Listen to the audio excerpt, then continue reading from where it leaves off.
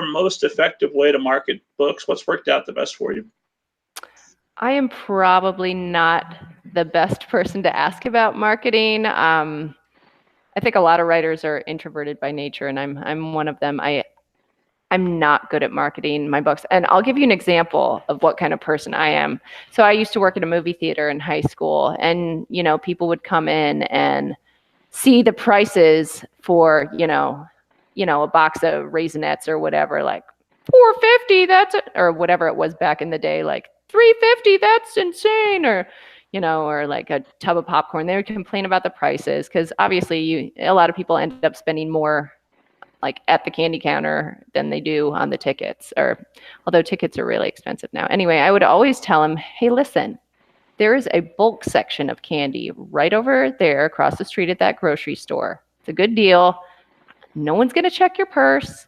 Like, save some money. Like, do you know how many Sour Patch Kids you could get instead of having that little tiny packet of Sour Patch Kids? So, like, I should have been, that was not me being a good employee, and I probably shouldn't. I'm sorry, movie theater. I apologize, but I was doing it for the people. Those prices were really high. but marketing is awful. Yeah. But marketing my books, I don't know any.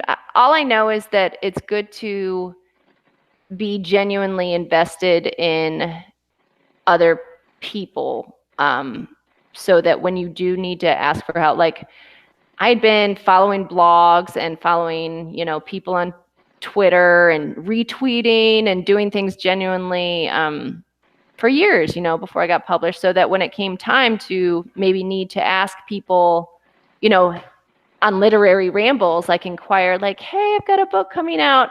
I can legitimately say, I've been following your blog for 5 years. I love your blog, things like that. Making relationships, I think, is huge. It's, it's one of those things, just like getting a job. It's not always what you know, it's who you know.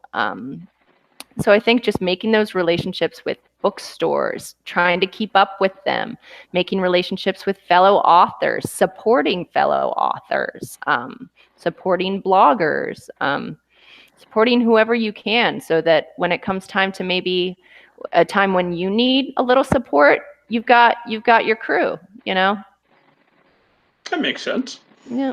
So network and get with the. I'm always looking for the people that are smarter than me, and they're easy to find. They're all around. But I'm always looking for who's got it going. What are they doing? I'm not doing. I'm gonna go talk to them and find out. Oh, well, yeah, I would love some marketing tips, because I should probably be using them. But yeah, that is not my forte. Much like pacing in my novels, marketing is not my forte in the business side of writing. But what are some good tips that you've gotten from other people? Maybe you can give me maybe 2 good tips. 2 good tips. Start a podcast. So there's That's a good tip. Start a blog. There's 2. Yep. Susan K. Quinn told me a couple of things, and I'm a dummy because I said her name, and now I can't remember what exactly she said. But she had a lot of great advice, specific for marketing and for coordinating coordinating with readers ahead of time to get yourself an advance crew that's eager to read the book, that's already excited, that's out and about. That was a good tip. I know that Twitter and Facebook has been pointed out to me, and I think this is true, is less about finding new readers and more about forming connections with the readers that you already have. I like that. Yeah. There's a lot of teachers and librarians that are on Twitter as well, that it's nice to kind of get to know them as well. So, yep. And just let me ask you this: what keeps you writing? What brings you back to the story every day? It's the characters. You fall in love with these characters, and they really start to become alive to you, and you owe them a good ending. You owe those zombie characters a good ending. Well, I guess you should have. Maybe you didn't always get bad awful. They got the ending they wanted. They were in a zombie novel. Yes, They understood. no, you're right. Yeah, they seemed happy with their choice. I could hear a couple of them saying, "Rob, it's okay. Somebody has to be Okay, eaten." I we're had all it coming. together now. Yes, exactly. Oh, that book was so good. And okay, this is an aside. I'm gonna Okay. bust up the question and let all you readers out there know I am not a horror fan.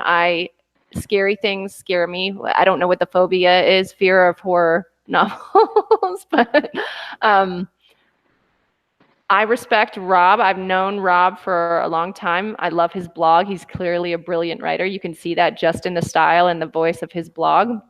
So I gave All Together Now a chance. And yes, there's gore. And yes, there's some language, but I loved it. It's a zombie novel with heart.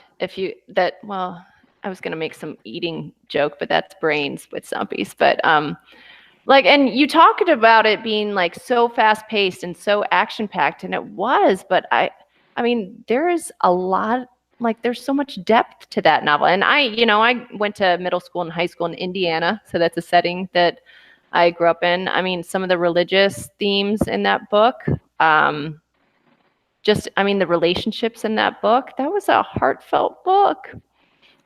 And I'm going to spoil stuff if I keep talking about it. I'm already blushing too wildly. No, I was so impressed. And I, as I told you in email, I'm going to have a hard time reading Pizza Delivery because pizza is my favorite food. And even that cover, I can't get past. I don't think I could get past the cover, but I will try at some point for you, Rob. But All Together Now, you guys, my intro to zombie novels was Pride and Prejudice and zombies because I like Pride and Prejudice. So this is a more like pure zombie novel.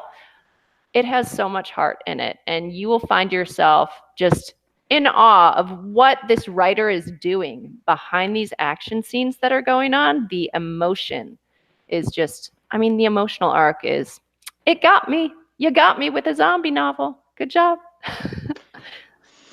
I think that's about as high a point as we're going to get on the show. I'm very flattered. Thank you so much. Good. Jess, where can esteemed audience find you online? Where can they track you down and find out more about you and your books? Sure. I am not super active on Facebook, but my one social media right now is Twitter, and my handle is @J_S_Lawson. And that's where you can find me most of the time. I also have a website that is jessicalawsonbooks.com. I keep my news and events up to date for the most part, if I have any new ones, although I haven't yet switched the fact that my next book, How to Save a Queendom, will be coming out in spring of 2021. It's my first fantasy. It's got a tiny wizard, about that big. It's got some bigger wizards too. It's set in a fantasy land called Meriden, a queendom rather than a kingdom. Bit of a quest story, bit of some wall themes in there. I heard there's a chicken involved in some way. There's a chicken involved. I have 3 chickens. They're all named after female literary characters: Hermione, Katie Wu, and Mrs. Teaberry. So that's wonderful. I love my chickens so much, I had to put one in a book. This one's name is Peck, and it's my main character is named Stub, and Peck is her best friend. She's really her only friend in the world, and she kind of accompanies her on this journey across a queendom to try to save the day.